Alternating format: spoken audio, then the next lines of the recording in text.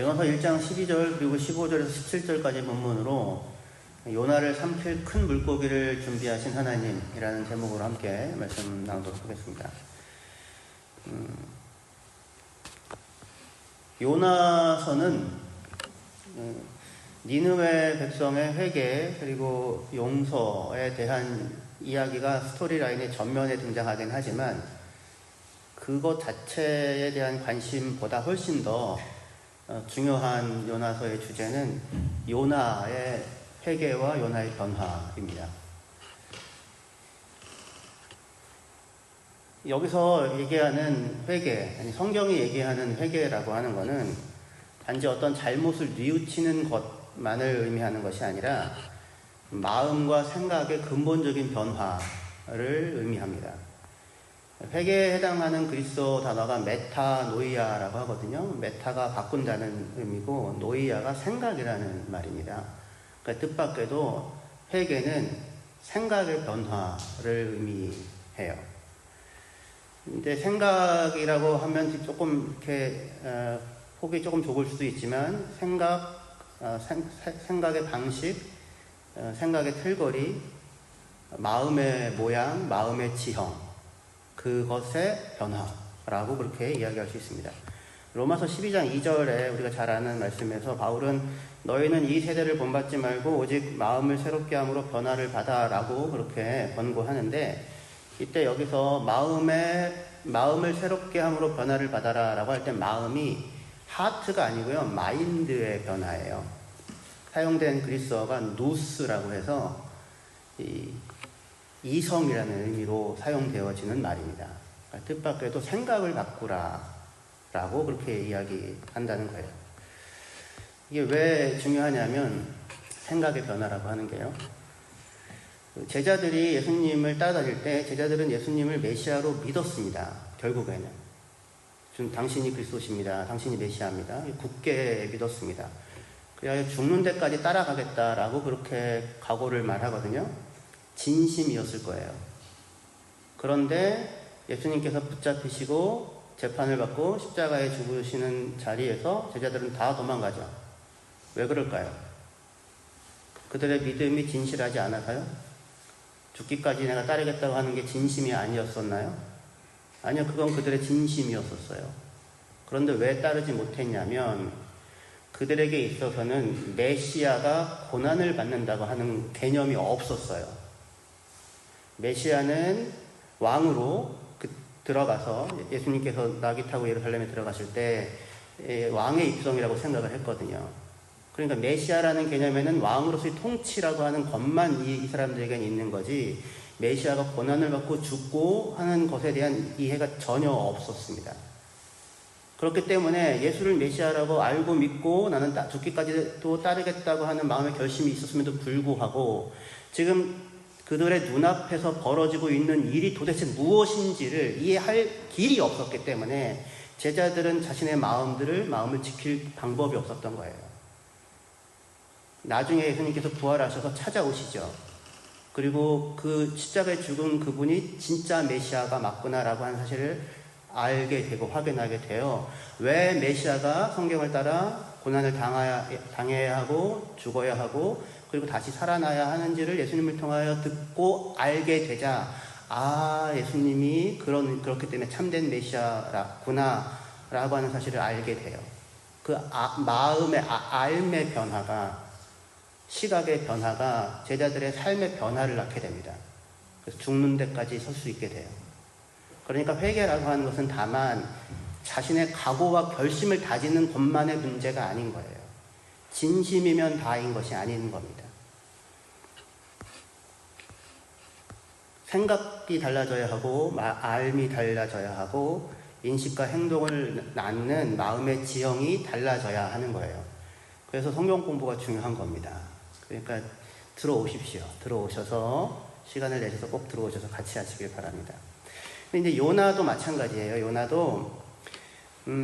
요나와 이스라엘 백성들은 하나님께서 이스라엘 백성을 부르신 까닭이 뭡니까?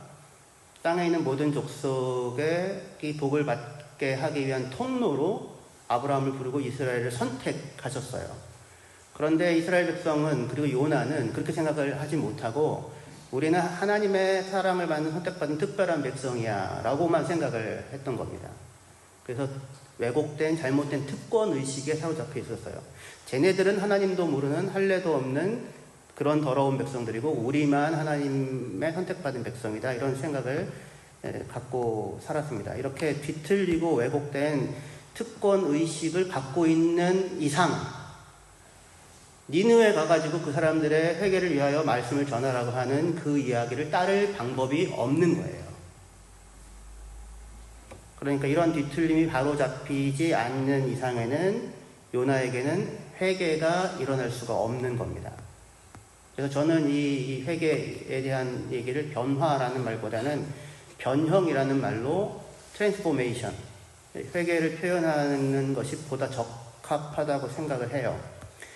그 변화라고 하면 뭔가 좀 막연한 느낌이 들잖아요. 변화된다. 근데 변형이면 뭔가 왜곡되고 뒤틀린 게 있는 거예요. 그거를 다시 바로잡는다라는 그런 이미지가 떠오르게 되죠.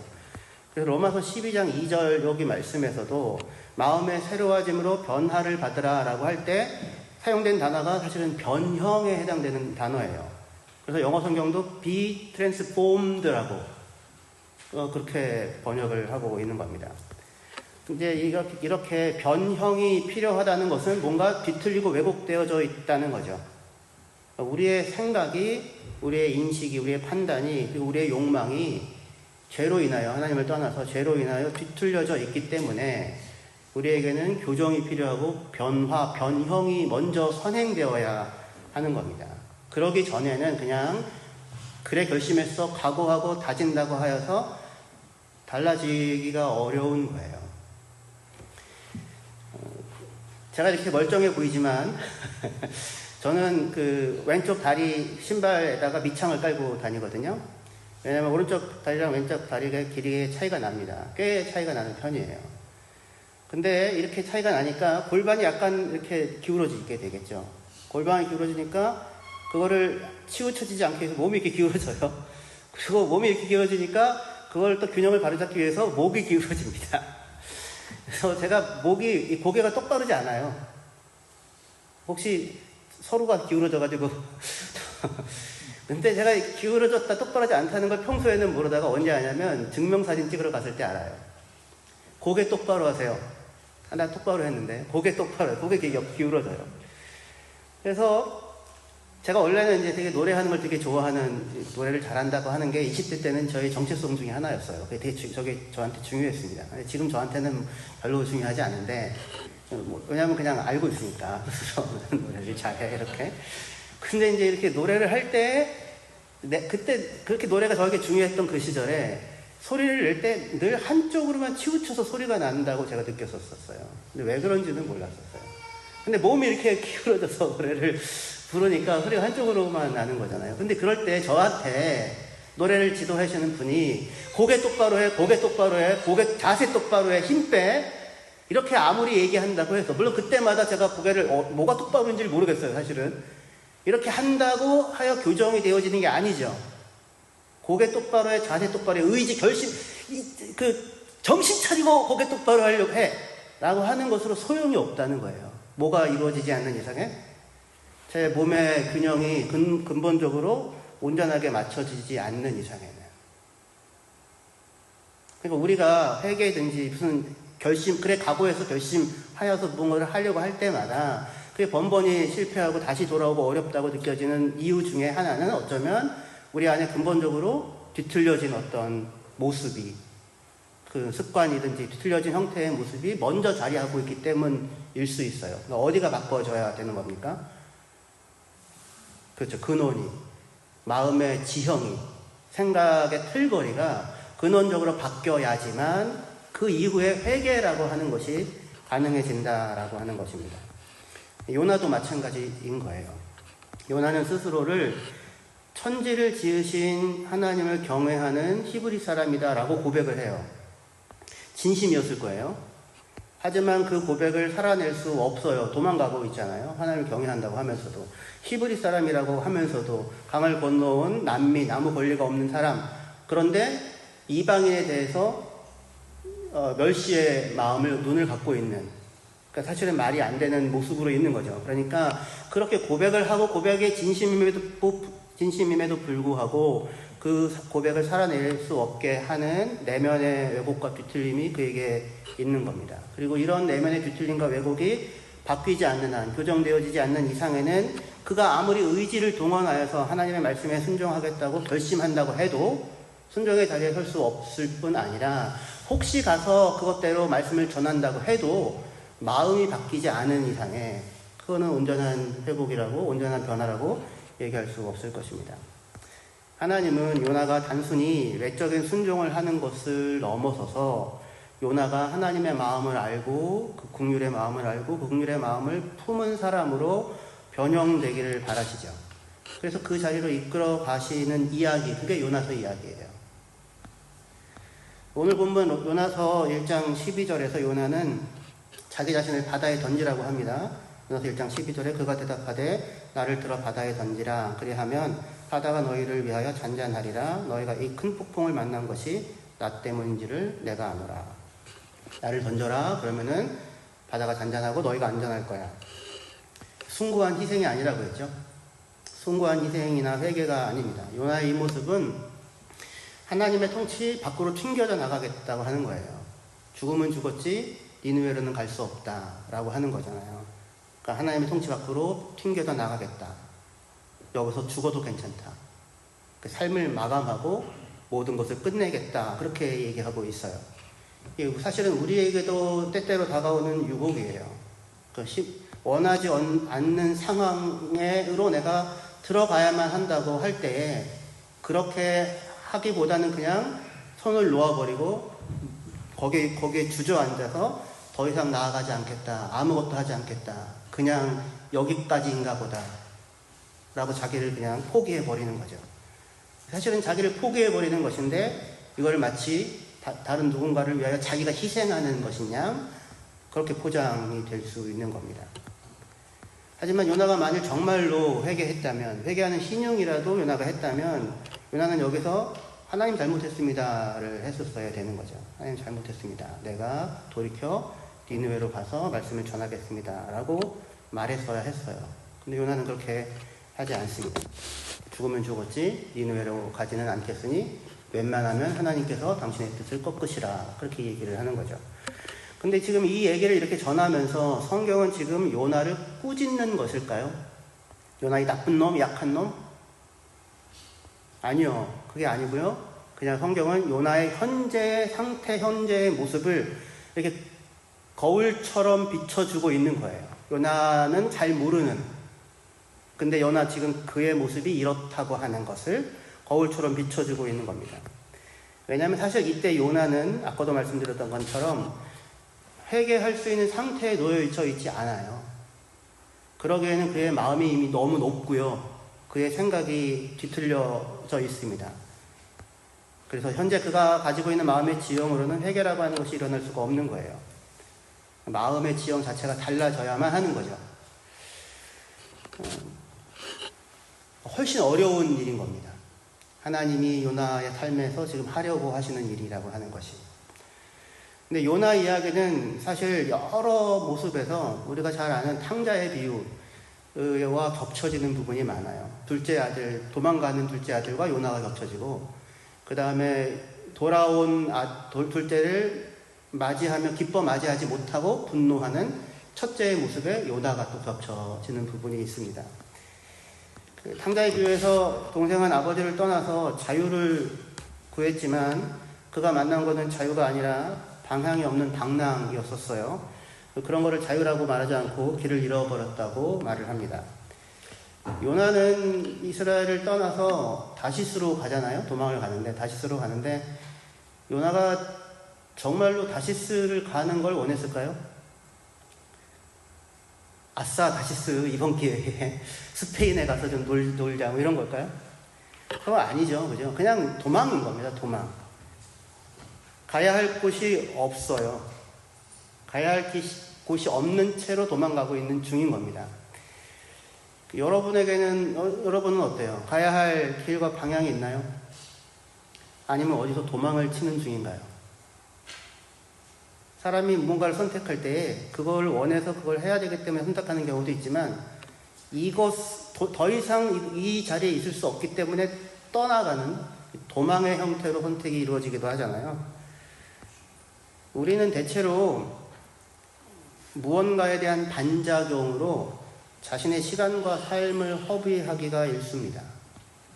누군가에 대한 변명이나 자기에 대한 증명이나 그렇지 않다고 하는 어떤 확인을 하고자 살거나 자기 에너지를 썼거나 또는 누군가가 한 말 한마디로 인하여 밤새도록 그것을 빼내기 위해서 우리의 에너지를 쓰는 등 반작용으로 살아가는 날들이 너무나도 많아요. 요나도 지금 반작용으로 지금 움직이고 있는 중인 거죠. 언제 한번 스스로 작용해 보셨나요? 가야 할 곳이 여러분들의 삶에는 있나요? 다시 얘기해서 나의 모든 인격과 삶을 다 동원하여서 모든 방해와 어려움에도 불구하고 한 걸음 한 걸음 그 길로 향하여 내딛게 만드는 그런 삶의 소망의 길이 여러분들에게는 혹시 있나요? 이런 것이 없다면 아무리 열심히 살아도 가야 할 곳에 대한 감각을 잃어버리는 방황이고 방랑일 수 있을 거예요. 탕자는 그렇게 근데 방랑의 시간을 마치고, 제가 방랑의 시간을 마쳤던 것처럼 탕자도 방랑의 시간을 마치고는 돌아오게 됩니다. 방랑하면서 사람들에게 벌어진 뒤에 아버지의 집으로 돌아갈 생각을 하고 돌아오게 되는데 자기를 아들로 맞으시는 아버지의 사랑을 마주쳐요. 그로 인하여 마음의 변형이 일어납니다. 아버지와 아버지 집에 대한 그의 이해가 달라지고 자기에 대한 이해가 달라지고 자기 삶에 대한 이해가 달라지죠. 그러니까 돌아온 둘째는 아버지 집에서 이제 이전과는 다른 모습으로 살 수 있게 되죠. 각오하고 결심해서가 아니라 마음의 지형이 달라졌기 때문에. 그런데 형은 아버지의 재산을 창기와 말아먹고 돌아온 동생을 맞아들일 마음의 자리가 없었어요. 아버지가 형을 권하지만 형은 오히려 분노합니다. 동생은 지금은 아버지와 함께 살아가는 삶이 얼마나 복된 삶인지를 온 마음으로 깨닫고 있는데 첫째는 그 사실이 아버지와 늘 함께 살았음에도 불구하고 자기가 어떤 복을 누리고 있는지에 대한 사실이 가려져 있어요. 그는 여전히 지금 억울해합니다. 아버지가 권고를 해도 형은 동생을 받아들일 수가 없어요. 그리고 이런 상황에서는 회개라고 하는 것이 일어날 수가 없는 겁니다. 요나도 마찬가지예요. 하나님의 행하심이 억울하고 불공평하게 느껴져요. 그러는 동안 그는 회개의 자리에 설 수가 없었을 거예요. 자신을 들어 바다에 던지라고 하는 이 요나의 모습은 그러니까 무슨 숭고한 희생이 아니고 그냥 고집을 피우고 있었던 거예요. 그리고 그렇게 고집을 피우다가 결국 바다에 던져지고 맙니다. 그냥 그만둘래, 그냥 끝낼래, 그냥 죽어버릴래 라고 어렸을 때에 그렇게 이야기할 수 있어요. 근데 아직은 죽음 근처에도 가본 적이 없는 거죠. 근데 요나도 그냥 나를 들어 던지라라고 그냥 여기서 끝장내겠다고 고집을 부리다가 정말로 자기가 던져지게 될지 아마 그게 뭘 의미하는지 도대체가 삶을 여기서 끝낸다고 하는 것이 하나님의 말씀을 거역하고 도망하다 바다에 빠져 죽어버린 선지자 요나 끝! 이렇게 이야기가 마무리된다고 하는 것이 무엇을 의미하는지 아마 전혀 사실은 감을 잡지도 못한 상태에서 그냥 나를 바다에 들어 던지라고 얘기했었을 거예요. 그리고 바다에 던져집니다. 그리고는 바다가 잔잔해져요. 그러면 요나도 그리고 독자도 이제 이 이야기는 여기서 끝이죠. 요나서 끝입니다. 요나서는 하나님의 명령을 거역하고 도망가다가 바다에 빠져 죽은 요나. 그런데 요나서는 이렇게 끝나지 않고요. 놀라운 이야기가 전개됩니다. 요나서 1장 15절에서 17절 말씀이요. 요나를 들어 바다에 던짐에 바다가 뛰노는 것이고 그친지라 그 사람들이 여호와를 크게 두려워하여 여호와께 제물을 드리고 서원을 하였더라. 여호와께서 이미 큰 물고기를 예비하사 요나를 삼키게 하셨으므로 요나가 밤낮 3일을 물고기 뱃속에 있으니라. 17절. 사실은 히브리어 성경은 요 1장 17절이 1장에 포함이 안 되고요. 2장 1절이에요. 그러니까 요나서 히브리어 성경을 기준으로 하면 요나서 1장은 요나가 바다에 빠지고 물살이 풍랑이 잔잔해지는 것으로 그냥 끝나버려요. 그러면 이게 끝이죠. 마지막이죠. 더 이상의 이야기는 기대될 수가 없죠. 그런데 한 장을 넘겨서 2장 1절 히브리 성경 기준으로 하면 여호와께서 이미 큰 물고기를 이미 준비하셔서 요나를 삼키게 하셨으므로 요나가 밤낮 3일을 물고기 뱃속에 있으니라. 이야기는 여기서 끝나지 않습니다. 하나님은 요나의 인생을 거기에서 끝내도록 할 마음이 없으세요. 하나님은 요나를 받아 안습니다. 그리고 그를 큰 물고기를 통하여 요나를 구원하십니다. 그리고 그 요나를 구원할 큰 물고기를 미리 예비하셨도다. 그렇게 이야기를 하고 있어요.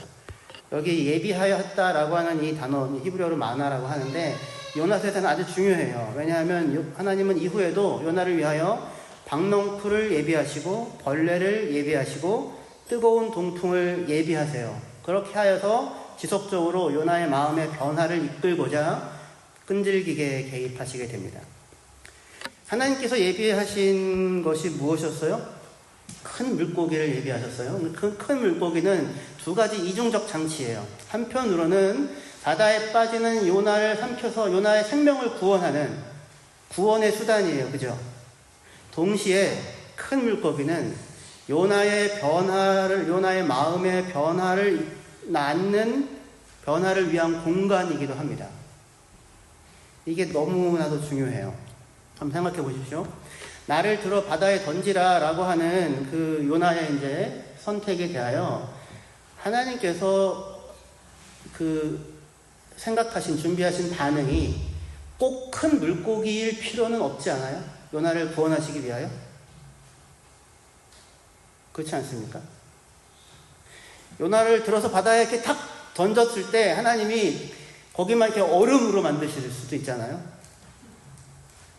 요나를 구원하는 것만이 목적이라면 요나를 들어 바다에 던졌을 때 그 순간 갑자기 바다를 싹 물을 비워 놓을 수도 있잖아요. 아니면 요나를 들어 집어 던지려고 하는 그 순간 갑자기 뒤집은 듯이 싹 조용해지면서 풍랑이 멈추고 요나야 정신 똑바로 차리고 니네로 가라 이렇게 말씀을 들려주실 수도 있지 않아요? 그죠? 그러니까 하나님께서 이 반항하고 고집을 피우는 요나에 대하여 하나님께서 선택하신 방식이 대항하는 방식이 꼭 큰 물고기일 필요는 없는 거예요. 그런데 하나님이 선택하신 방식은 풍랑을 잔잔케 하거나 다른 방식으로 그의 생명을 구원하는 것만이 아니라 큰 물고기를 예비하셔서 요나를 삼키게 하시는 것이었어요. 요나를 삼킬 큰 물고기를 준비하셨다. 그리하여 무슨 일이 벌어지게 되냐면 한편으로는 큰 물고기를 통하여 하나님은 요나의 생명을 구원하는 일을 하셨을 뿐 아니라 동시에 그로 인하여 요나는 그가 선택했던 죽음이라고 하는 그 상황의 결과를 고스란히 겪게 돼요. 물고기 뱃속에서 죽음을 겪게 하십니다. 하나님이. 여기가 중요한 부분이에요. 물고기 뱃속에서의 3일 밤낮은 요나에게는 죽음과 같은 시간이었어요. 나 죽겠다, 차라리 죽겠다 이렇게 얘기를 하고 던져졌는데. 그래서 요나서 2장에서 요나는 자신이 땅의 뿌리까지 내려가서 수월, 곧 죽음의 뱃속에 갇혔다고 그렇게 말을 합니다. 그 절망의 자리에서 그는 하나님을 기억하고 그리고 기도를 하게 돼요. 그런데 그의 기도를 자세히 들여다보면 거기서도 요나는 여전히 나는 헛된 우상을 섬기는 사람들 저들과는 나는 다르다. 나는 헛된 우상을 섬기는 자들은 하나님의 은혜를 저버리지만 나는 감사의 제사를 드리고 서원을 갚겠다라고 하면서 기도를 하게 됩니다. 그러니까 여전히 요나에게는 버리지 못하는 뿌리 깊은 자기 주장과 자기 의에 대한 요구가 여전히 있는 거예요. 하지만 한 걸음 나아갔죠. 니느웨는 죽어도 안 가겠다고 하는 사람이 아마 여기서 서원의 내용이라고 하는 거는 하나님 나를 살려주시면 은혜를 베푸시면 공의를 베푸시면 내가 니느웨에 가서 말씀을 전하겠습니다 라고 하는 것이었을 거예요. 여전히 요나는 아직도 그 뿌리 깊은 자기 의에 대한 그 주장에서 벗어나지 못하고 있지만 완전히 하지만 조금은 나아갔죠. 한 걸음. 요나는 아마 물고기 뱃속이라고 우리는 얘기하지만 요나 자신은 자기가 어디에 있는지도 몰랐을 수 있어요. 삼켜진 채로 3일 밤 3일 낮을 지냅니다. 말이 3일 밤낮이지 요나의 인생에서 그보다 더 길고 어둡고 두려운 시간은 없었을 거예요. 우리는 그의 이야기를 아니까 3일이면 끝나 터널 같은 시간처럼 느껴질 수 있지만 요나 입장에서는 언제 끝날지 알 수도 없는 죽음과 같은 어둠을 겪어가는 거죠. 그리고 그 속에서 오직 하나님의 긍휼과 은혜만을 바랄 수밖에 없는 자리에 서게 돼요. 숨쉬고 오늘 하루 내가 숨쉬고 있다고 하는 것이 얼마나 감사한 하나님의 은혜인지를 이전에 나를 던져버려 여기서 죽어도 괜찮아 라고 철없이 얘기했던 것과 다른 자리에 설 수 있게 됩니다. 그리고 그리하여 하나님의 은혜와 구원을 경험하게 돼요. 요나에게는 3일 낮 3일 밤이었겠지만 요셉에게는 17살에 팔려서 30살 총리가 될 때까지 13년간의 고통스럽고 괴로운 날들이 있었습니다. 하나님은 풍랑을 잠잠케 하시는 방식이 아니라 풍랑과 어려움과 죽음과 같은 절망의 시간을 고스란히 겪어가게 하는 방식으로 요나를 상대하세요. 요셉의 경우라면 형제들의 배신을 막는 방식이 아니라 배신과 버려짐을 겪고 내쳐짐을 당하고 그리하여 그가 고통과 아픔의 시간을 겪는 것을 그대로 다 겪도록 허락하십니다. 물론 요나가 겪은 그 일은 자신의 어리석음과 아집의 결과였던 반면에 요셉이 겪은 일은 형제들과 주변 사람들의 질투와 어리석음 때문이었다는 점이 다르겠으나 하지만 하나님은 그런 일들을 겪지 않게 하시는 것이 아니라 그 모든 일들을 겪어가게 하십니다. 왜 하나님은 이렇게 하실까요? 왜 하나님은 탕자에게 유선을 나눠주고 아버지 집을 떠나가도록 허락하실까요? 다 말아먹고 쫄딱 망하여 비참한 처지에 이르게 될 것을 아심에도 불구하고 왜 그런 일들을 겪게 하실까요?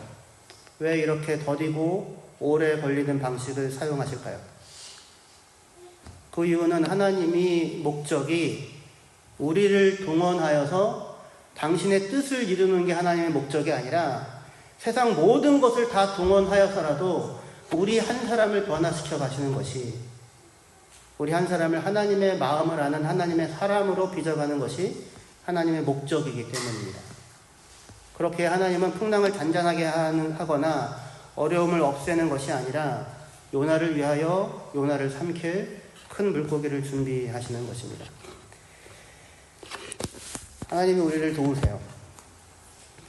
돕는다고 하는 거에는 두 가지 차이가 있습니다. 하나는 헬프가 있고요. 하나는 서포트가 있습니다. 헬프는 스스로 할 수 없는 일을 하나님이 대신해 주는 거예요. 개입하셔서. 서포트는 꼭 하나님이 아니더라도 누군가든지 간에 헬프는 스스로 할 수 없는 일을 들어가서 그냥 해주는 겁니다. 근데 서포트는 이전에는 스스로 할 수 없었을지 몰라도 지속적인 지원과 그런 필요한 도움을 제공하는 것을 통해 그 스스로가 그것을 해나가도록 도와주는 것. 그것을 서포트라고 할 수 있을 거예요. 부모는 처음에는 자녀들을 대체로 다 헬프하죠. 그죠?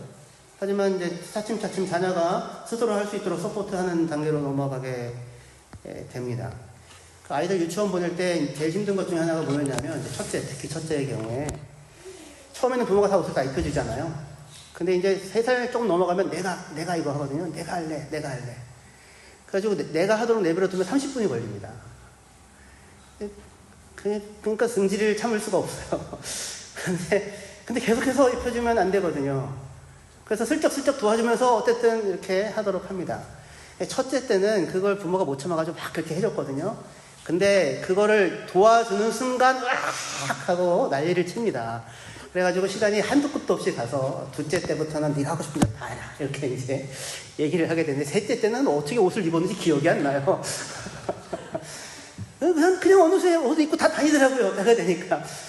근데 이제 부모가 그걸 못 견뎌가지고. 근데 이렇게 헬프와 서포트가 있는데 중요한 건 뭐냐면 헬프는 그 사람의 상대방의 변화를 목적으로 하지 않습니다. 서포트는 변화를 목적으로 해요. 똑같은 도움이지만. 그러니까 예를 들면은 수영을 못하는 사람이 물속에 빠졌습니다. 이 사람에게 필요한 건 헬프예요, 서포트예요? 헬프죠. 수영을 할 수가 없으니까. 거기 가가지고는 이렇게 하면은 수영을 할 수 있어요. 이렇게 가르쳐 줄 수는 없잖아요. 그죠? 그러니까 그냥 머리채 끌고 나와야 하는 겁니다. 구원이 필요한 거예요. 근데 그렇게 하여 물속에서 구원을 받았다고 해서 이 사람이 수영을 할 수 있게 됩니까? 그런 법은 없죠. 헬프는 변화를 낳지 않아요. 그 자체로는. 변화를 낳으려면 서포트가 필요해요. 수영을 연습하도록 지도를 해줘야 되죠. 방학 동안에 팽팽 놀다가 방학 끝날 때 한국에는 방학 때 방학 숙제가 있거든요. 숙제가 잔뜩 쌓여져 있습니다. 부모가 대신 풀어줬다고 해요. 아이는 구원을 받았죠. 하지만 아이가 수학 문제를 풀 수 있게 됐나요? 그런 법은 없죠. 직접 풀어야죠. 하나님께서 우리를 도와주시는 것이 한편으로는 헬프이고 한편으로는 서포트예요. 하나님께서 이스라엘 백성을 출애굽에서 구원해 내셨어요. 스스로 도저히 나올 수 없는 상황에서 건지신 거죠. 근데 그렇다고 해서 이스라엘 백성이 변화됐나요? 아니요. 이스라엘 백성은 이집트에서 노예로 살던 데랑 똑같아요. 아무런 변화도 일어나지 않아요. 뭐가 필요합니까? 서포트가 필요하죠. 변화를 위하여. 율법을 주시죠. 계명을 주시죠. 이것을 지키고 살아라. 이렇게 사는 것이 너희가 생명을 얻고 치유되는 길이다. 변화되는 길이다. 40년 동안 이스라엘 사람들을 짐져 두시죠. 하나님께서 우리를 도와주시는 길인 겁니다. 하나님께서 요나를 위하여 준비하신 것이 큰 물고기였어요. 큰 물고기로 요나를 삼킵니다. 요나를 구워내시고 요나의 생명을 건져내십니다. 헬프죠. 그러나 그것 자체로는 변화를 낳지 않아요. 그런데 또 한편 하나님께서 다만 요나의 생명을 구원한 것이 아니라 요나가 차라리 죽겠다고 하여 뛰어내렸을 때에 그가 선택한 그 결과인 죽음을 그냥 고스란히 겪어가게 하시는 이 고통의 시간을 통하여 하나님은 요나에게 도대체 살아있다고 하는 것은 무엇이고 생명은 무엇이고 내 길과 걸음의 주인이 누구이신지를 그 속에서 경험하고 알게 하시는 서포트를 하고 계십니다. 요나를 변화시켜 가시죠. 요나가 한 걸음 더 나아갈 수 있게 됩니다. 하나님은 요나를 하나님의 마음을 알아서 진정한 의미에서의 변화가 이루어지는 자리에서 살기를 소망하세요. 예수님은 요나의 표적을 따라 이 땅에 오셨다고 말합니다. 요나가 물고기 뱃속에서 죽음과 같은 시간을 체험했었다면 예수님은 말 그대로 수월에 내려가는 죽음을 겪으시죠. 무엇을 위하여? 우리를 구원하시기 위하여. 우리에게 생명을 주시기 위하여. 우리를 사랑하시기 위하여. 우리를 헬프하시고 그리고 우리를 서포트하여서 세워내시기 위하여. 하나님은 요나를 그 자리에 세우고 싶어요. 그 마음으로 그렇게 하나님의 마음으로 행하는 하나님의 백성으로. 그리고 우리를 그 자리로 부르십니다. 너희도. 명령을 이행하면 다인 것이 아니죠. 요나는 결국 니네에 가서 외쳤지만 그의 마음에는 용서와 긍휼이 아니라 억울함과 분노가 여전히 가득했었어요. 하지만 하나님은 그런 요나를 긍휼히 여기셨고 그의 마음이 하나님의 마음과 같게 되기까지 중단하지 않고 그를 도우시는 일을 행하고 계십니다. 하나님이 끝내지 않으실 거예요. 요나는 끝이라고 생각했을 겁니다. 더 이상 나갈 수 없다. 막다른 길목이다. 여기서 그만이구나. 아니요, 거기서 그만 아닙니다. 하나님이 요나를 삼킬 큰 물고기를 준비해 놓고 계십니다. 그를 구원하시고 그를 변화시켜 가시는 일을 중단하지 않으십니다. 이 하나님을 믿고 이 하나님의 마음을 눈꽃만큼이라도 깨달아 우리 또한 누군가를 헬프하고 누군가를 서포트하는 하나님의 백성들로 살아가는 저와 여러분들 되시기를 주의 이름으로 축원합니다. 기도하시겠습니다.